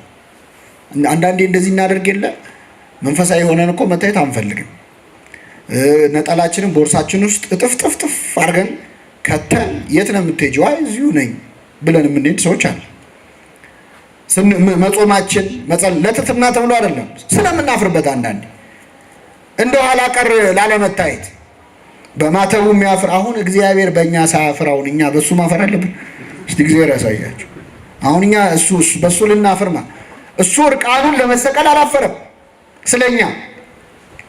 የእሱ ተከታይ መንፈሳዊ መሆን የሚያሳፍረው ሰዋል ሌሎች ሰዎች ፊት እንዳይዘብቱበት። የዛኔ የክርስቶስ ተከታይ ሆኖ መታየት ያስንቃላ። እንዴ አንተ ምሁር አይደለ ከአንድ የገሊላ ናዝሬት ከሱ ጋር ተከተለ እንዳይሉት ማለት ነው። ያስንቃል። ጸሎት ስናደርግ የሚንቁ ለማማተብ በአደባባይ እኮ ሰው ባርኮ ለመብላት የሚያፍር ሰው አለ። ግራ ቀኝ አይቶ እንዲህ ይላል። ወነጸረ ሙሴ ለፌው ይላል። ሙሴ ግራ ቀኝ አይቶ ሰው ገሏል፣ እንደው ተመልካች እንዳይኖር ለማማተብ የሚያፍራል። መንፈሳዊ መስሎ ነጠላውን ለመልበስ ሲያስቀድስ ለመታየት የሚያፍር ሰው አለ። እግዚአብሔር ልቡናችንን ይመልሰው። ኒቆዲሞስ አፈረ። አያችሁ፣ ወደ ክርስቶስ መጥቶ በጨለማ ሊማር። ክርስቶስ አሁን ለምን ቀን ላይ መጣ አላናገርከኝም? እስቲ አሁን ለምንድን ነው በማታ የመጣው? አፈርክብኝ ማለት ነው አላለው። ያውቃል አያውቅም? አላሸማቀቀውም። አፍረንበት ብንመጣም የሚቀበለን አምላክ ነው። እንዳፈርንበት እያወቀም ይቀበላል። ቀረብ አለ ኒቆዲሞስ ወደ ክርስቶስ። ምን አለው? መምህር ሆይ እግዚአብሔር ከሱ ጋር ከሆነ በቀር አንተ የምታደርጋቸውን እነዚህ ምልክቶችን ሊያደርግ የሚችል የለምና መምህር ሆነ ከእግዚአብሔር ዘንድ እንደመጣ እናውቃለን። ረጅም ንግግር ነው። ባጭሩ እግዚአብሔር ከሱ ጋር ከሆነ በቀር አንተ የምታደርገውን ተአምር ሊያደርግ የሚችል የለም። ሁለተኛ መምህር ሆነ ከማን ዘንድ ነው የመጣኸው? ከእግዚአብሔር ዘንድ። ስለዚህ ኒቆዲሞስ በዚህ አረፍተ ነገር ሁለት ነገሮች ነው ያደነቀው። መምህር ሆይ ብሎ አንደኛ ተአምራቱን አደነቀ። ክርስቶስ አንተ የምታደርገውን ተአምር እግዚአብሔር ከሱ ጋር ከሆነ በቀር ማን ያደርግ ይችላል ብሎ የጌታን ተአምር አደነቀ። ሁለተኛ ትምህርቱን አደነቀ። መምህር ሆነ ከማን ዘንድ ነው የመጣኸው? ከእግዚአብሔር ዘንድ የመጣኸው እናውቃለን ይናለው። ወደ ኋላ ስትሄዱ ዮሐንስ ወንጌል ምዕራፍ 3 ላይ ነው ያለነው። ምዕራፍ 2 ላይ ክርስቶስ ሁለት ተአምራትን አድርጓል። አንደኛው ተአምር በቃና ዘገሊላ ሰርግ ቤት ውሃውን ምን አድርጓል? ወይን አድርጓል። ሁለተኛ በቤተ መቅደስ ሲሸጡ ሲለውጡ የነበሩ ሰዎችን አስወጥቷል። እና አወጣጡ የግርማ ስለነበር በመባይ ተመኑ ትገብር ዘንድ ይህን በምን ስልጣን ታደርጋለህ ይህን ተአምር ብለው በፋሲካ በዓል በኢየሩሳሌም ሳለ ያደረገውን ምልክት አይተው ብዙ ሰዎች በስሙ አመኑ ይላል። ከነዚህ ሰዎች መካከል አንዱ ኒቆዲሞስ ነው። ተአምሩን አይቷል፣ የጌታን ማለት ነው። ብዙ ሰዎች አምነውበት ነበር በክርስቶስ ተአምር አይተው። ክርስቶስ ግን ይላል አይተማመንባቸውም ነበረ። ተአምር አይቶ ማመንን እግዚአብሔር አይደግፈው። ከኔ ጋር ናችሁ? አሁን የኛ ቤተክርስቲያን ተአምርን ማዕከል ያደረገ ስርዓተ አምልኮ የላትም። የፈውስ ምናምን አትልም። ተአምር ራሱ ሲነገር መቼ ነው የሚነገረው? ጉባኤ አልቆ መዝሙር ከመዘመሩ በፊት ምዕመናን ሰዓት የለንም ግን አንድ ሁለት ምስክርነቶች እናንብብላችሁ ይባላል አይደል? ከዛ አንድ ሁለት ምስክርነት የቀረውን ደግሞ እኔን የሰማ ጌታ እግዚአብሔር እናንተንም ይስማችሁ ብለዋል ብለው ወደ ጉባኤው ነው የሚሄደው። ትክክለኛው የተአምር ቦታው ይሄ ነው። ተአምርን ማዕከል ያደረገ ስርዓተ አምልኮ የላትም ቤተክርስቲያን። ለምን? ተአምር አይቶ የሚያምን ሰው ሌላ የተሻለ ተአምር ካየ ይክዳል። ይክዳል። ሰይጣንም ተአምር ሲያደርግ ካየ አይ ነገር ይላል። እየሰማችሁ ነው። ስለዚህ ክርስቶስ ተአምር አይተው የሚያምኑበትን ሰዎች አያምንባቸውም ነበረ። ስለበሉ ያመኑ አሉ። አሳና እንጀራ አበርክቷቸው ሲበሉ ጥርቅ አድርገው ሲጠግቡ ደስ አላቸው እና ይሄ በእውነት ዋነኛው እውነተኛ ነው አሉ። ውጤቱን ያመጣው ግን ምግቡ ነው። ስለበላችሁ ነው ያመናችሁብኝ አለ ክርስቶስ። እንደውም ሰብሰብ ባሉና እናንግስ አሉት ይላል። እየሰማችሁ ግልግል እኮ ሊበሉ ማለት ነው። ከቤተ መንግስት ምግብ ይታዘዛል፣ ይመጣል፣ ያን ይበላሉ፣ ሊኖሩ ማለት ነው። ሸሸ ክርስቶስ ነው የሚለው፣ ሊነቅስ አይደለም የመጣው። እናንግስ አሉ። በኋላ ግን ንጉሥ ነኝ ይላል ብለው ነው ደግሞ ዓርብ ዕለት የከሰሱት። እናንግስ ብለው እምቢ ብሏቸው እኮ ነው፣ አልነግስ ስላለ ነው የከሰሱት። እና ተአምሩን አደነቀ ኒቆዲሞስ መጥቶ መምህር ሆይ እግዚአብሔር ከእሱ ጋር ከሆነ በቀር። እዚህ ላይ በእውነት ከኋላ የተደረጉት ተአምር ምን ምን ናቸው? የቃና ዘገሊላ ሰርግ ቤት አንደኛው አይደለ? የቃና ዘገሊላ ሰርግ ቤት ተአምር የተደረገው በማን አማላጅነት ነው? አቤት። ኒቆዲሞስ ግን ምን አለ መሰላችሁ? ሳይታወቀው እሱ ራሱ ቢሰማይን ትርጉም ወይ ጉድ ለካ እንዲህ ነው ያልኩት ይላል። ኒቆዲሞስ እመቤታችን ያን ቀን አማለደች እንጂ እሷ ራሷ ያን ተአምር ልታደርግ እንደምትችል የሚያሳይ ንግግር ነው የተናገረው። ለምን? ቅዱስ ገብርኤል ሲያበስራት እግዚአብሔር ከማን ጋር ነው አላት። እስቲ በሉ አይሰማም። ማ ከማን ጋር? ከአንቺ ጋር። በጣም ጥሩ። አሁን ጥቅስ ላንብብላችኋል። መምህር ሆይ እግዚአብሔር ከእርሱ ጋር ከሆነ በቀር አንተ የምታደርገውን ተአምር ሊያደርግ የሚችል ማንም የለም አለ። ማን ከእሱ ጋር ከሆነ በቀር? እስቲ እግዚአብሔር ከእሱ ጋር ከሆነ መካከል አንድ ጥቀሱልኝ። ገብርኤል እንዳለው ከሆነ እመቤታችን። ስለዚህ እግዚአብሔር ከእሷ ጋር ነው፣ ያን ተአምር ታደርገው ነበረ ማለት ነው። እኛም እናደርገዋለን። እግዚአብሔር ከእኛ ጋር ከሆነ ማን ይቃወመናል ነው። ኒቆዲሞስ ግን ይህንን አስቦ አይደለም። መምህር ሆይ እግዚአብሔር ከእሱ ጋር ከሆነ በቀር አንተ የምታደርገውን ተአምር ሊያደርግ የሚችል የለም ሲለው ክርስቶስን ራሱን ነው እያሉ ያለው። ሳያውቀው ግን እየነቀፈው ነው ክርስቶስን። እግዚአብሔር ረድቶ ነው ተአምር የምታደርገው ይባላል ለእግዚአብሔር ለራሱ። ኢየሱስ ክርስቶስ ራሱ ማን ነው? እግዚአብሔር ነው። በመጀመሪያ ቃል ነበረ፣ ቃልም በእግዚአብሔር ዘንድ ነበረ፣ ቃልም ራሱ እግዚአብሔርን እግዚአብሔር ረድቶ እኮ ነው አንተ ተአምር የምትሰራው አይባልም። አላወቀው ግን አንተ የምታደርገውን ተአምር ሊሰራ የሚችል የለም። መምህር ሆይ አለው። መምህር ሆይ ማለቱ በእውነት ኒቆዲሞስን እዚህ ላይ እናደንቀዋል። ለምን? ባለቅኔው ረቢ ሰገደ በመንፈቀ ሌሊት ለረቢ ይላሉ። መምህር በሌሊት በኩለ ሌሊት ለመምህር ሰገደ። አኮኑ አጽባይት ምን አጽባይት ያቢ ከጣጣት ይበልጣል አይበልጥም? ይበልጣል። ስለዚህ መምህሩ ኒቆዲሞስ ለመምህሩ ክርስቶስ መጥቶ ሰገደለት። አንተ ከኔ ትበልጣለህ ብሎ በዚህ እናደንቀዋለን። ለምን? እሱ በአይሁድ ሸንጎ የታወቀ እውቅና ያለው ህጋዊ መምህር ነው። ክርስቶስ ግን እንደ መምህር የሚታይ አይደለም። ህጉን ጠብቆ ተምሮ በአይሁድ ሸንጎ አባል ሆኖ ረቢ የተባለ አይደለም። ክርስቶስ ግን ያንን እያወቀ መምህር ነኝ እኔ አንተ እንኳን ያው ዝም ብለህ በልምድ ነው ብሎ አላናናቀው። ከእግዚአብሔር ዘንድ መምህር ሆነ እንደመጣ እናውቃለን። ከእግዚአብሔር ዘንድ የመጣ ነገርን መቀበል ያስፈልጋል። ሰዎች ጸጋ ሲሰጣቸው እግዚአብሔር መዋቅሩን ጠብቆ ላይሰጣቸው ይችላል። አንዳንድ ሰው በትክክል ተምሮ በትምህርቱ ምክንያት አዋቂ ሊሆን ይችላል። አንዳንድ ሰው ግን ከተማረው በላይ ጸጋ ሰጥቶት እግዚአብሔር ሊያውቅ ይችላል። አንዳንድ ሰዎች እንደዚህ አይነት ሰው ጸጋውን እውቅና ከመስጠት ይልቅ ማንቋሰስ ይወዳሉ። ብሉይ ኪዳን ላይ ምን ሆነ መሰላችሁ? እግዚአብሔር መንፈሱን ሊያወርድ ፈለገ። ከሙሴ ጋር ደግፈው አብረው የሚሰሩ ነቢያትን፣ ረዳት ነቢያትን 70 ሰዎች ምረጡልኝ አለ። ስንት ሰዎች? ከዛ 70 ሰዎች ተመረጡ። እግዚአብሔር መንፈሱን ሊያወርድላቸው ወደ ሲና ተራራ ተሰበሰቡ። ያ መንፈስ ወረደባቸው በ70 ሰዎች ላይ። በአጋጣሚ ግን 2 ሰዎች ከ70 ውስጥ የሌሉ ያልተመረጡ ሰዎች መንደር ውስጥ ሆነው መንፈስ ቅዱስ ወርዶላቸው ትንቢት መናገር ጀመሩ። ከመዋቅሩ ውጪ ማለት ነው። ማን ነው መንፈሱን ያወረደላቸው? አንድ ወሬኛ እየሮጠ መጣ ወደ ሙሴ። እረ ጌታዬ ሙሴ ሆይ ኤልዳድና ሞዳድ የተባሉ ሰዎች ትንቢት እየተናገሩ ነው። ሰፈር ውስጥ ከተመረጡ ከ70 ውጪ ያልተመዘገቡ መንፈስ ቅዱስ ወርዶላቸው እየተናገሩ ነው ሲል ኢያሱ ተናደደና ጌታዬ ሙሴ ሆይ ከልክላቸው አለው። ሙሴ ምን አለ መሰላችሁ? እግዚአብሔር መንፈሱን ህዝቡ ሁሉ ላይ ቢያወርድ፣ ህዝቡ ሁሉ ነቢያት ቢሆኑ አንተ ለኔ ትቀናለህ ወይ? አይደለም 2 ሰው አጠቃላይ እስራኤላውያን በሙሉ ነቢያት ቢሆኑ ፈቃዱ የማን ነው? የእግዚአብሔር። ምቀኝነት አልነበራቸውም። አያችሁ ቅዱሳን። ኒቆዲሞስም ክርስቶስን መምህር ሆነ ከእግዚአብሔር ዘንድ እንደመጣ እናውቃለን ብሎ መምህርነቱንም እውቅና ሰጠ፣ ተአምሩንም አደነቀ። ክርስቶስ ምን ብሎ መለሰለት? እውነት እውነት እልሃለሁ ሰው ዳግመኛ ከውሃና ከመንፈስ ካልተወለደ በቀር የእግዚአብሔርን መንግሥት አያትም አለው። ይህ ማለት ምን ማለት ነው? ኒቆዲሞስ መጥቶ መምህሩን ነው ያደነቀው። ሁለት ነገር ነው ያደነቀው። አንደኛ ተአምሩን፣ ሁለተኛ ምኑን? ትምህርቱን አደነቀ። ምን አለው ክርስቶስ? ትምህርትና ተአምር በማድነቅ አይደለም የምትድነው። የእግዚአብሔርን መንግስት የምትወርሰው ትምህርቴንና ተአምራቴን በማድነቅ አይደለም። ዳግመኛ ከውሃና ከመንፈስ ምን ስትል ነው? ስትወለድ። ይሄ ለሩቅ ዘመን የተነገረ እንዳስ ለእኛ ዘመን ነው። አሁን በዚህ ዘመን ሁለት አይነት ምዕመናን አለን። አንዳንዶቻችን ትምህርቱን እናደንቃለን። ትምህርቱን ብቻ ሳይሆን መምህራኑን እናደንቃለን። መምህር ሆይ አንተ እግዚአብሔር ከአንተ ጋር ስለሆነ ነው እንጂ በእውነት ይህን ተአምር ሊያደርግ ትምህርት ሊያስተምር የሚችል ማን አለ እንዳለው ኒቆዲሞስ መምህራን አድናቂዎች አሉ። በአብዛኞቻችን ምዕመናን ዘንድ መምህራንን ማድነቅ ማለት ምን መሰላችሁ? ክፋት ላይኖረው ይችላል መነሻው፣ ግን መጨረሻው ችግር አለው። ለምሳሌ ወደዚህ ጠበል ቤት፣ ወደዚህ አዳራሽ፣ ወደዚህ ግቢ የገባችሁት በየትኛው በር? በዛ በር ነው አይደል? ወይስ በላይ አድርጎ ይመጣል? በዚህ ነው የገባችሁት። እዚህ ለመግባታችን ምክንያቱ ያ በር ነው። ባለውለታችን ነው አይደለም? እዚህ ለመግባታችን በሩን አቅፎ አንድ ሰው እንደው ባለውለታዬ ብሎ ይውላል እዛው? ይሄ በር እኮ ነው በቃ የገባውበት። የሰባኪያን የአገልጋዮች ዋነኛ ሚናቸው ሰዎችን ወደ ማን እንዲገቡ ማድረግ ነው? ወደ እግዚአብሔር።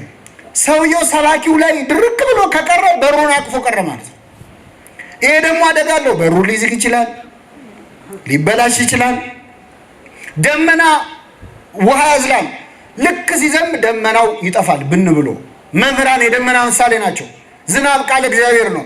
ዝናብ ከዘነበ በኋላ ደመና ፍለጋ ምን ትሄዳለህ? የመምህራን አገልግሎት እስከ መስጠት ድረስ ነው። በኋላ ሲሰበሩ አብረን እንዳትሰበር ማለት ነው። ሲወድቁ አብረን እንዳትወድቅ። ሸምበቆ የተደገፈ ሰው መጨረሻው አያምርም። መምህራንን በማድነቅ አይጸደቅም። ክርስቶስ ምን አለ? ዳግመኛ ከውሃና ከመንፈስ ካልተወለደ በቀር የእግዚአብሔርን መንግስት እኔን መጥተህ መምህር ሆይ ብለህ ስላሞገስከኝ አይደለም ነው። ተአምር አይተህ ስላደነቅ አይደለም። የሚዳነው ምስጢራተ ቤተክርስቲያንን በመፈጸም ነው። ለኒቆዲሞስ ምስጢረ ጥምቀትን ስትፈጽም ነው። በእኔ አምነህ ስትጠመቅ ነው። ያኔ ነው የእግዚአብሔር መንግስት የምትወርሰው አለው። ለእኛስ ተጠምቀናል። ክርስቶስ ምንድን ነው የሚለን? መምህራንን በማድነቅ ሳይሆን ንስሐ በመግባት ነው። መምህራንን በማድነቅ ሳይሆን የክርስቶስን ስጋና ደም ምን በማለት ነው? ካልተቀበላችሁ ካልቆረባችሁ የእግዚአብሔር መንግስት ልትወርሱ አትችሉም። ሰው የሚድነው እንደ ጥምቀት ያሉ ምስጢራተ ቤተክርስቲያንን በመፈጸም ነው እንጂ መምህሩን በማድነቅ። አንዲት ሴት ደግሞ መታ እመቤታችንን አሞግሳለች። ብጽዕት ከርስንተ ጾረተከ ያጠቡ ጡቶች በሉ እስኪ የተሸከመች ማህፀን የተመሰገነች ነች። አዎ መታውን አስደሰተች። ጌታን ማስደሰቷን ያጠቡ ጡቶች የወንጌል መልክአ ማርያም ደገመች። መታ ክርስቶስ ምን አላት? አዎን አላት። በእርግጥ ያጠባችው ጡት የተመሰገነች ናት አይደለችም? ናት። ነገር ግን አለ ብፁዓንስ ቃሌን ሰምተው የሚጠብቁት ሰዎች ናቸዋል። እኔን በማወደስ መምህሩን በማወደስ አይደለም ብፁዓን የሚገኘው። ቃሌን ሰምቶ ምን በማድረግ ነው? በመፈጸም ነው። ድንግል ማርያምስ ብትሆን ስለ ጸነሰችው ስላጠባችው ብቻ ይመስላችኋል? ብፅዕት የተባለችው ዋነኛ ብፅዕት ያሰኛት በክርስቶስ በማመኗ ነው። ብፅዕት ያሰኛት ያመነች በሉ እስኪ ብፅዕት ነህ። ምን ያለች? ማመኗ ነው ለመጽነስ ያበቃት። ማመኗ ነው ለማጥባት ያበቃት። ስለዚህ ቃሌን ሰምቶ የሚያደርገው እነሆኝ የጌታ ባሪያ እንደ ቃል ይሁንልኝ ብሎ ተቀብሎ ቃሌን የሚፈጽም ሰው ነው እንጂ እኔን ያወደሰ ያመሰገነ አይደለም ብሎ ተናግሯል። እና ኒቆዲሞስም ምን አለው? እውነት እውነት እላለሁ ሰው ዳግመኛ ካልተወለደ በቀር የእግዚአብሔር መንግስት ሊያይ አይችልም አለው። አይወርስም ሳይሆን ምን ሊል አይችልም? ያቻትና እንኳን አይልም አያትም ሊያይ አይችልም አለው። ኒቆዲሞስም ሰው ከሸመገለ በኋላ እንዴት ሊወለድ ይችላል? ሁለተኛ ወደ እናቱ ማህፀን ገብቶ ይወለድ ዘንድ ይችላልን? አለው። ጥሩ ጥያቄ ነው። ክርስቶስ መለሰ፣ እውነት እውነት እልሃለሁ ሰው ከውሃና ከመንፈስ ካልተወለደ በቀር ወደ እግዚአብሔር መንግስት ሊገባ አይችልም። የሚወለደው ወደ እናቱ ማህፀን ድጋሚ ገብቶ አይደለም። ከውሃና ከምንድን ነው? ከመንፈስ ነው። በመንፈስ ቅዱስ ከማኅፀነ ዮርዳኖስ ከአብራ ከመንፈስ ቅዱስ ትላለች ቤተክርስቲያናችን። ከቤተ ክርስቲያንና ከመንፈስ ቅዱስ ነው የሚወለደው። ሊገባ አይችልም። ከስጋ የተወለደ ስጋ ነው። አንተ የመሰለ ማህፀን ውስጥ ድጋሚ መግባት የመሰለ እሱ ከስጋ የተወለደ ስጋ ነው። ከመንፈስ የሚወለድ ግን ምንድን ነው? መንፈስ ነው። ዳግመኛ ልትወለዱ ያስፈልጋል ስላልኩ አታድንቅ። ነፋስ ወደሚወደው ይነፍሳል፣ ድምፁን ትሰማለህ፣ ከወዴት እንደመጣ ወዴት እንደሚሄድም አታውቅም ከመንፈስ የተወለደም እንዲሁ ነው አለ። ነፋስ ወደዚህ ነፍሳል፣ ወዴት እንደሚሄድ አታውቅም። መንፈስ ቅዱስም ወደ ወደደው ሰው ነው የሚያድረው፣ ወደ ወደደ ሰው ነው የሚጠጋው። ወዴት ይሄዳል ወዴት ይመጣል የሚለውን አታውቅም። ረቂቅ ልደት ነው የምትወለደው አለው ሲለው ኒቆዲሞስ ይህ እንዴት ሊሆን ይችላል አለ። አሁንም ድጋሚ መጀመሪያ የመረጃ ጥያቄ ነበር የጠየቀው። ሰው እንዴት ድጋሚ እናቱ ማፀን ውስጥ ይገባል ነበር ያለው። ለሱ ማብራሪያ ሰጠው ክርስቶስ። ሁለተኛ ጊዜ እንዴት ሊሆን ይችላል ሲል ግን የእምነት ጉድለት ነው፣ አላምንም ነው ያለው። ይህን ጊዜ ክርስቶስ አንተ የአይሁድ መምህር ስትሆን ይህን አታውቅም አለው። አባቶቻችን ዓለም ልሞ ገሰጸው ይላሉ። እስኪ በሉ ዓለም ልሞ። አሁን እኛ ሰው የሆነ ችግር ስናይበት መጀመሪያ ስብርብሩ ነው የምናወጣው አይደል? አታፍር ነው የምንለው። ክርስቶስ ግን መጀመሪያ አንተ የአይሁድ ምን ስትሆን መምህር ነህ። አሁን አንድን ሰው መውቀስ ከፈለክ እንኳን እንዲሁ አንተ አዋቂ አይደለህ እንዴ? አንቺ አሁን ስንት ነገር ታውቂ የለ እንዴ? ይሄ ጠፋሻል ብለህ ብትጀምር ትችቱን ይሰማል አይሰማም? ይሰማል። ምክንያቱም መጀመሪያ አዋቂ ነው የምትለው ሳንዱች የሚሉት ቲዮሪ አለ። መጀመሪያ ከላይ ዳቦ አለ፣ ከስር ውስጡ አለ። ከዛ እንደዛ ማለት ስድቡን ከማስቀደም በፊት መጀመሪያ ምስጋና፣ ከዛ ወቀሳ፣ ከዛ መልሰ ምስጋና ካረከው ጣፍጦት ይበላል። በሀገራችን ባህል ግን ሳንዱቹ ይገለበጣል። ይገርማችሁ እንቁላሉ ነው ከላይ አይደለ? ከስድብ ነው የሚጀመረው። አንዳንድ ሰዎች ምስጋና ሲሆን በጣም አንደበት ያጥራቸዋል፣ ስድብ ሲሆን ግን አይጠፋቸው። አንድ የዩኒቨርሲቲ መምህር አንዲትን ሴት አቆመ፣ ወፍራም ሴት አቆመና እስቲ አመስግኗት አለ። መጀመሪያ ስደቧት አለ። ሙልጭ አድርገው ሰደቧት። አንናገረውም፣ አይዟችሁ የስድቡን ቮካብላሪ እጥረት የለብንም። አወረዱባት። አሞግሷት ሲባሉ በቃ አንድ ሁለት ድንቡሽቡሽ ምናምን ብሎ ሰው ዝም አለ። ሰው ምስጋና ሲሆን አፉ ይስተሳሰራል። እንደው እግዚአብሔር ይፈውሳል። በጣም የሚገርማችሁ ትችት ሲሆን በጣም ጥሩ ተናጋሪ የሆኑ ሰዎች፣ ምስጋና ሲሆን አይ እኔ ምስጋና እንኳን እንደውም ፊት ለፊት ማመስገን እንዳይሆንብኝ ይላል ሰው። ምስጋና ሲሆን አይደለም ፊት ለፊት መሳደብ እንዳይሆንብኝ ይላል ሰው። ያጥረገርገዋል አይደል? በጎ ቃላት ግን ኃይል ይሰጣሉ እኮ። በቃል ነው ይህ ዓለም የተፈጠረው። ብርሃን ይሁን ብሎ ነው ብርሃን የሆነው። ብርሃን ይሁን ብለህ ብርሃን ማብራት ቢያቅትህ የሆነን ሰውዬ ቀን ግን ብሩህ ማድረግ አይቻልም? ይቻላል። በጥሩ ንግግር ምን አይጎዳል። ግን ብዙ ጊዜ ንግግር ላይ ሰውን አመስግኖ የሚጀምርን ሰው ተለማማጭ ነው የምንለው። በቃ ዝም ብለህ አንተ እንደው ዕድሜ ልክ እንደተለማመጥክ ነው። የሚሳደብ ምናምን ሰው ደግሞ እሱ አቋም አለው፣ ቆራጥ ነው ይባል። እግዚአብሔር አንደበታችንን ያቀናልን። የአንደበት እሳትነት አይደል ተቀጣጥሎ ስንት ችግር ያበላሽው። ጥቂት ቃላት፣ ጥቂት ስድድቦች፣ የሆነ ቦታ የሆነን ሰው የሰደበው ስድብ ለረጅም ዓመት የማይጠፋ እሳት ጫካ ያቃጥላል ብሏል ቅዱስ ያዕቆብ። እውነት ነው። ምላስ ልክ እሳት፣ ትንሿ እሳት ጫካ እንደምታቃጥል ምላስ፣ እቺ ትንሿ ምላስ ብዙ ነገር ታጠፋለች። እግዚአብሔር እንግዲህ በስንቱ ይምከረን። አንድ ምላስ አደረገው፣ ስንት ጆሮ ነው ያለን? ሁለት ምላስ ቢሆን እግዚአብሔር ያሳያቸው። በዚያ ላይ ሸፈነው። ከንፈር አለ፣ ጥርስ አለ። እንደው ቀስ ብሎ ከወጣ ብሎ እኮ እኛ ግን አንቻል። አንደበት እሳት። ክርስቶስ ዓለም ልሞ ገሰጸው። አንተ የአይሁድ መምህር ስትሆን አለው መጀመሪያ ይህንን አታውቅም ምን አለው። ከዚያ በኋላ የምናውቀው እንናገራለን። በእውነት ኒቆዲሞስ የመጀመሪያውን ምስጢረ ጥምቀት ከተማረ በኋላ አፍሮ በክርስቶስ ከመጣ በኋላ ሁለት ቦታ ወንጌል ላይ እናገኘዋለን። ይህን እንመልከትና እናበቃለን። ኒቆዲሞስን ሁለተኛ የምናገኘው የዮሐንስ ወንጌል ምዕራፍ 7 ላይ ዮሐንስ ወንጌል ምዕራፍ 7 ላይ ቀደም ብለን ስናነብ ምን እናገኛለን? የካህናት አለቆች አይሁድ፣ ጸሐፍት፣ ፈሪሳውያን ወታደሮችን ልከው ነበር። አንድ ተልእኮ ሰጥተው፣ ይህ ተልእኮ ምንድን ነው? ከኔ ጋር ናችሁ? ወታደሮችን የናዝሬቱ ኢየሱስን አስራችሁ ይዛችሁ ኑ ብለው ላኳቸው ይላል አይሁድ። እና እነዚህ ወታደሮች እሺ ብለው ክርስቶስን ሊያስሩ ሄዱ። ክርስቶስን ሊያስሩት ሲሄዱ ሲደርሱ ክርስቶስ እያስተማረ ነው፣ እንደዚህ ጉባኤ ላይ ነው ያለው። ስለዚህ ያው መቼስ ትምህርቱ ይለቅና እናስረዋለን ብለው ቁጭ አሉ፣ ለጊዜው ማለት ነው። እና ያው ቁጭ ሲሉ መቼስ ጆሮአቸውን አይዙም፣ ትምህርቱን ምን ይላሉ? ይሰማሉ። ክርስቶስ ሲያስተምር ቁጭ ብለው መስማት ጀመሩ። አሁን ክርስቶስ ሲያስተምር ብትሰሙ ደስ ይላችኋል አይደል? ይኸው የኛ ኃጢአተኞችን ትምህርት ቁጭ ብላችሁ ትሰማላችሁ። የእሱ ትምህርት እኮ የራሱ የእግዚአብሔር ቃል ነው። እግዚአብሔር እንዲህ ያለ አይደል፣ በራሱ ነው እያለ ያለው። እሱ ራሱ እግዚአብሔር ነው። የክርስቶስ ቃል አንደኛ ሕይወቱና ቃሉም አንድ አይነት ነው። እኛ አሁን ልክ እንደ መርፌና ክር ስታስገቡ ትዝ ይላችኋል፣ ሹልክ እያለ እንደሚያስቸግረው እኛ የምንሰብከው ስብከትና መርፌው እና ክሩ አልገባ ብሎ በጣም መከራ ላይ ነው ያለው። ክርስቶስ ግን በስራውና በቃሉ ብርቱ ነቢይ ነው የሚለው። ሁለቱንም ሆኖ ኖሯል። የተናገረውን አድርጎት ነው ሄደው።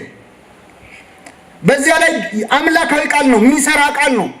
የእግዚአብሔር ቃል አጥንትንና ጅማትን እስኪለይ የልብን ስሜት ይወጋል ይላል። ቃል እግዚአብሔርን እኮ ያን ነገር የለም። የሚያነጻ ቃል ነው ቃል እግዚአብሔር። በነገራችን ላይ አይደለም እሱ የተናገረው፣ በእኛም አንደበት ቢነገር የቃሉ ንጽህና አያድፍም። ስለሰማችሁት ቃል ንጹሐን ናችሁ ሁሉ ተብሏል። ቁጭ ብለህ ወንጌል መስማት ብቻ ራሱ ያነጻሃል፣ በተወሰነ መልኩ ያጥበዋል ሰውነት። ክርስቶስ ሲናገረው ግን ይሰራል። እሱ ሲናገረው አልዓዛር ውጣ ሲለው ይወጣል። ጥቅስ አይደለም ለሱ ውጣ ሲለው ይወጣል። በእውነት ሁላችን ከሞትንበት ያውጣል፣ ከኃጢአት ሞት ማለት ነው። አወጣው። ተነሽ ሲል ትነሳል፣ ሽባውን ይተረትራል። ክርስቶስ አሁን ያደረጋቸው ታምራት በእውነት ስለ ሞት ስለ ሽባነት ምናምን ይመስላችኋል? አይደለም እኮ ስለኛ ነው። እግሩ ሽባ የሆነውን ሰው ተነሳ አለው ማለት ወደ እግዚአብሔር ቤት ለመሄድ እግሩ አልነሳ ያለውን ሰው ያስነሳዋል። ጽድቅ ለመስራት እምቢ ያለውን ሰው ማለት እማያየውን ሰው አይኑን አበራው አይነ ስውሩን ማለት ስለ አይን ማብራት ብቻ የተጻፈ ይመስላችኋል? በጎ ነገር ማየት የሚችል አይን ይሰጠናል። አንተን ብቻ የሚያዩ አይኖችን ስጠን ይላል ቅዳሴያችን። አንተን ብቻ የሚያዩ ዘወትር። ስለዚህ ክርስቶስ የሚናገረው ቃል ይሰራል። ድምፁ ኃይል አለው። ያ በሲና ተራራ የተናገረው ቃል ነው፣ የአብ ቃል ነው እና ያንን ቃል ቁጭ ብለው የክርስቶስን ቃል ይሰሙ ነበር። ይሰሙና ብፁዕ ቅዱስ አቡነ ሽኖዳ ጌታ ባስተማረበት ጊዜ ዛሬ ዓለምን የሞላው የድምፅ ሪከርደር በኖረ ኖሮ ይላል። ቢኖር ብንሰማው ድምፁ ምን ይሆን ነበር? ስንት ሕመምተኛ ፈውሰንበት ነበር እያሰማን እና ያን ትምህርት እየተማሩ እነዛ ወታደሮች ቁጭ ብለው ነገር ዓለሙን ረሱት። ከዛ ደስ ብሏቸው ትምህርቱ ሲያልቅ ወደ ቤታቸው ሄዱ። ምን ሊያደርጉ ነው የመጡት? ረሱት። ከዛ ወደ አይሁድ ሄዱ። ተመልሰው መጡና መጥተው ሲቆሙ እንዴ የታለ ያመጣችሁት አሏቸው። ምን አሉ? እንዴ አስራችሁ አምጡ ብለናችሁ የናዝሬቱ ኢየሱስ እኛ እስከ ዛሬ እንዲያስተማረ አይተን አናውቅም። አይሁድ ርራሉ። ምን አሉ መሰላችሁ? አይሁድ በጣም ተበሳጭተው ያላመጣችሁት ለምንድን ነው አሏቸው።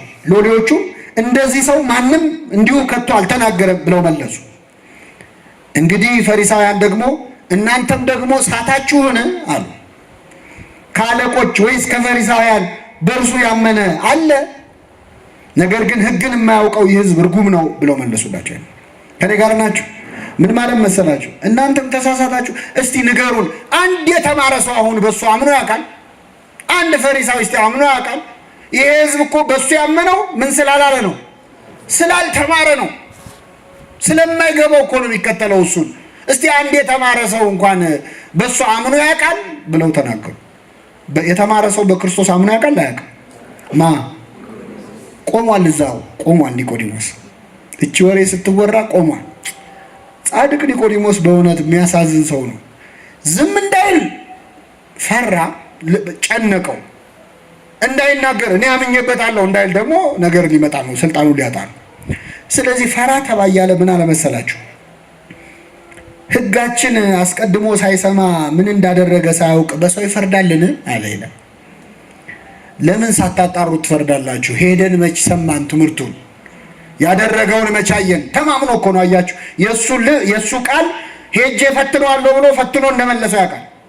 ጠይቀዋለሁ ብሎ ጠይቆ እንደሸኘው ያውቃል። ስለዚህ ምን አለ? በሕጋችን ሳናጣራ መፍረድ አለብን ወይ? እነሱ ያሉትን ይዘን ለምን እንፈርዳለን? ሄደን ለምን አናጣራም? የተናገረው እውነት ይሁን ውሸት ይሁን ለምን አናጣራም አለ ሲል ምን አሉት? አንተም ደግሞ ከገሊላ ነህን አሉት። ከየት ነህን? የገጠር ሰው የዛ ሀገር ሰው ነው። አንተም እሱን ነው የምትከተለው? የገሊላ ሰዎች ናቸው እሱን የሚደግፉት እንደማለት ነው። የገሊላ ሰው ነህን? ነቢይ ከገሊላ እንደማይነሳ መርምር አሉት። ከይሁዳ ቤተልሔም ነው እንጂ ከገሊላ ናዝሬት ነቢይ አይነሳም። እንዴት የናዝሬቱን ኢየሱስ ትደግፋለህ ነው? ክርስቶስ ናዝሬት ይደግ እንጂ የተወለደው በይሁዳ በቤተልሔም ነው። ይህንን እኮ ስላላጣሩ ነው። ይህም ሲሉት ተነጋገሩና ግን ኒቆዲሞስን እንደፈለጉ ማንቋሸሽ ስለማይችሉ እያንዳንዱ ወደ ቤቱ ሄደ ይላል። ኒቆዲሞስ እግዚአብሔር ይስጠው የአይሁድን ስብሰባ በተነው። ለክርስቶስ መቆም አልቻለም፣ መከራከር አልቻለም። ደግሞ ዝም እንዳይልም ደግሞ ከነከነው። ስለዚህ ቢያንስ ጥያቄ ጠይቆ በጥያቄ በጠበጣቸው። ወታደሮቹ መጥተው ስለ ክርስቶስ ሲመሰክሩ ያልተማረ ሰው ስለሆነ ነው የተከተለው አሉ። ኒቆዲሞስ ሲናገር ግን አንተ ያልተማርክ ነህ ሊሉት ይችላሉ? የተማረ ሰው ነው። ስለዚህ ምን አሉ? ነቢይ ከገሊላ እንዳይነሳ መርምር አሉትና ወደ ቤቱ ሄደ። ይሄ ማለት ምን መሰላችሁ? ፈራ ተባ ያልን ቢሆን አምላካችን ሲሰደብ መከራከር መናገር አለብን። አንዳንድ ሰው አለ አብሮ ከሚሰራቸው አብሮ ከሚውላቸው ሰዎች ጋር ቤተክርስቲያን ስትሰደብ እግዚአብሔር ሲሰደብ ቁጭ ብሎ ስድብ የሚጠጣ ሰው አለ። ምንም የማይመስለው ሰው። ቢያንስ ጥያቄ አትጠይቅም እንዴ? ያልሆነው ነው ሲባል ተዋህዶ እንደዚህ ነች፣ ቤተክርስቲያን እንደዚህ ነች ሲባል አይ እንደሱ እንኳን አይደለችም አይባልም እንዴ? ዝም ብሎ የሚሰማ ሰው አለ። አይ እኔ ስራ ቦታ ላይ እንደዚህ አይነት ነገር ውስጥ መግባት አልፈልግም። ይሄ ኒቆዲሞስ ፈተና ነው። ቢያንስ እንደው ገልጠህ መቆም ቢያቅትህ ለክርስቶስ ለሃይማኖት መናገር ቢያቅትህ ቢያንስ ጥያቄ ጠይቀህ እንደው ባለች ትንሽ እውቀት እንኳን መፍጨርጨርም ጥሩ ነው። ስብሰባውንም መበተን ጥሩ ነው አይደለም እንዴ? ኒቆዲሞስ እንዳደረገው ስብሰባውን መበተን በሌላ መንገድም ጥሩ። የመጨረሻው ኒቆዲሞስን የምናገኘው በዕለተ ዓርብ ነው። ዛሬ ስቅለቱን የምናስበው አምላካችን ኢየሱስ ክርስቶስ በተሰቀለበት ዕለት ሊገንዙት የወጡት ሁለት ሰዎች ዮሴፍና ኒቆዲሞስ ነበሩ። ያን ቀን ኒቆዲሞስ እንደ መጀመሪያው ቀን በማታ በፍርሃት ፈራ ተባ እያለም አልመጣም። እንደ ሁለተኛውም ቀን እንደው ትንሽ እንደመሞከርም አላለም። በክርስቶስ የመጣ ነገር ይምጣብኝ ብሎ። የሚገርማችሁ ክርስቶስ በሞተ ሰዓት ነው ኒቆዲሞስ ለክርስቶስ መወገኑን ያሳየው። በሞተ ሰዓት ነፍሱ ከስጋው በተለየ ሰዓት በቁሙ ቢሆን ይታዘበኛል ብሎ ነው አፍሮት ነው ይባላል። ነፍሱ ከስጋው ምን ብላለች? ተለይታለች። ተመልካች የለው። ሐዋርያት ሁሉ ጥለውት ሄደዋል። 11 ሐዋርያት ይሁዳ ሸጦታል። ዮሐንስ ብቻ ነው ጸንቶ ቆሞ የነበረው። ሁሉም ጥለው ሄደዋል። አምላካችን ኢየሱስ ክርስቶስ ወዲያው ነበር የሞተው በ3 ሰዓት። ልክ እንደሞተ እነሱ ቅዳቸው ምን መሰላችሁ?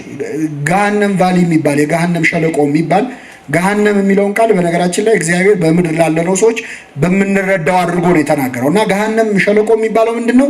አስከሬን የሚጣልበት ከኢየሩሳሌም ከከተማዋ ውጪ ያለ ሸለቆ ነው። እና እዛ አስከሬን ሁሌ ይጣላል፣ ሁሌ ይቃጠላል። አስከሬኑ እዛው እየበሰበሰ ትል አለው፣ እሳት አለው። እሳቱ የማይጠፋ ትሉ ምንም አይል።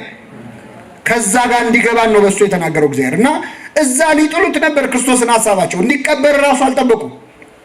ሊያዋርዱት ነበር የፈለጉት። መሰቀሉንም ውርደት መቀበሩንም ውርደት ነበር ሊያረጉ የፈለጉት።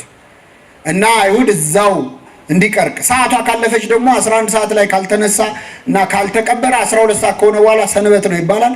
እዛው ነው የሚቀረው እንደተሰቀለ ማለት ነው። ማደር በእንጨት ላይ ማደር ራሱ እንደ እርግማን ነው የሚቆጠረው።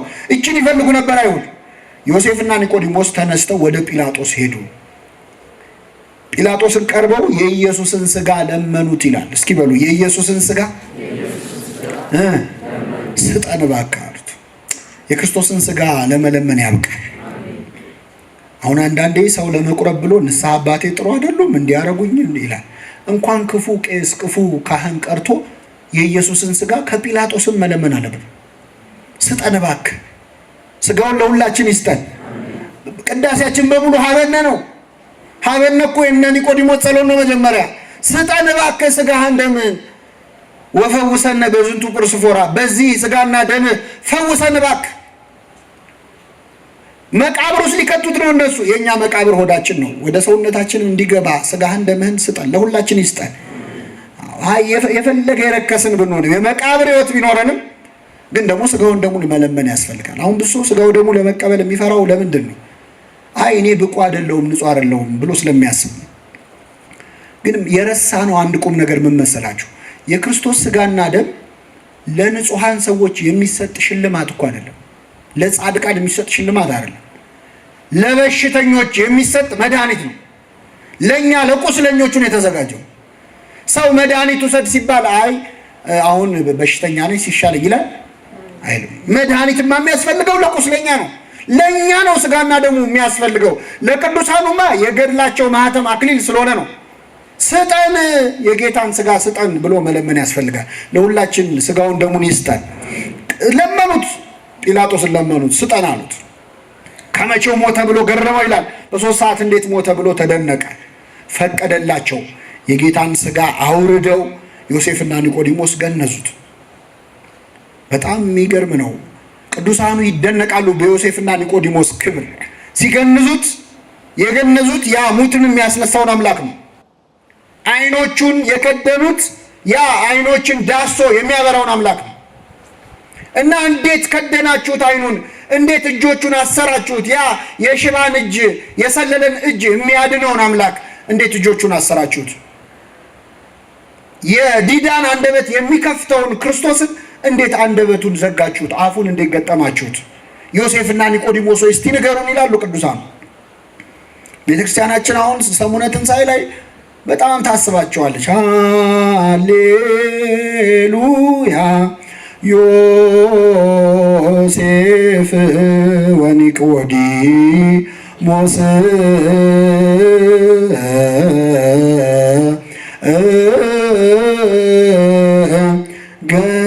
ገነዝዎ ለኢየሱስ በሰንዱናት ለዘተንሥአ እሙታን በመንክር ክብር በከበረ አነሳስ ከሙታን የተነሳውን ክርስቶስን ዮሴፍና ኒቆዲሞስ ገነዙት። ሲገንዙት ምን እያሉ ነው? መጀመሪያ እያለቀሱ ነበር። ሞትከኑ መንሥኤሆሙ ለሙታን፣ ሙታንን የምታስነሳቸው ሆይ አንተም ሞትክን እያሉ። ደከምከኑ መጽንዔሆሙ ለድኩማን፣ ደካሞችን የምታጸናቸው ሆይ አንተ እንዴት ትደክማለህ እያሉ ደረታቸውን እየመቱ ነበር። በኋላ ክርስቶስ ተገልጾ፣ አንዳንድ ሊቃውንት ደግሞ የለም መላእክት ናቸው ይላሉ። ለምን? ከትንሣኤው በፊት ተነሳ እንዳያስብል። መላእክት ተገልጸው እንዴት እንደ ፍጡር እንደ ሩቅ ብእሲ እያለቀሳችሁ ደረት እየመታችሁ ትገንዙታላችሁ ብለው አስተማሯቸው። በመላእክት አንደበት ተማሩ። እግዚአብሔር ራሱ አስተማራቸው። ስለዚህ ሲገንዙት ከዚያ በኋላ ቅዱስ እግዚአብሔር ቅዱስ ኃያል ቅዱስ ሕያው ዘኢይመውት ዘተወልደ ማርያም ቅድስት ድንግል ተሳሃለነ እግዚኦ፣ ቅዱስ እግዚአብሔር ቅዱስ ኃያል ኪዳን የምናደርስበት ሁሉም አብያተ ክርስቲያናት ያደርሷታል ይችን ጸሎት። ዮሴፍና ኒቆዲሞስ ነበር የገነዙት። እና ዮሴፍ ኒቆዲሞስ ሲፈራ ሲተባ የነበረበትን ክርስትና ስልጣኔንም ባጣ ልጣ በሱ ምክንያት ምንም ነገር ይድረስብኝ ብሎ ወስኖ ሃይማኖቱን በግብር የገለጠ የመከራ ቀን እውነተኛ ወዳጅ መሆን የቻለ ሰው ነው። የእሱን በረከት ያሳድርብን። ዮሴፍና ኒቆዲሞስን መሆን ትልቅ ክብር ነው አይደል? ጌታን አሁን በዛ ዘመን ብትኖሩ አትገንዙትም? አትሸፍኑትም? ስጋውን ቅዱስ ኤፍሬም ይጠይቃል። ክርስቶስን በዛ ዘመን ብትኖር አትገንዘውም ወይ? ገንዘዋለሁ ካልከኝ ውጣና አሁንም ነዳያን ወድቀው ታገኛለህ፣ እርቃናቸውን ወድቀው ታገኛለህ።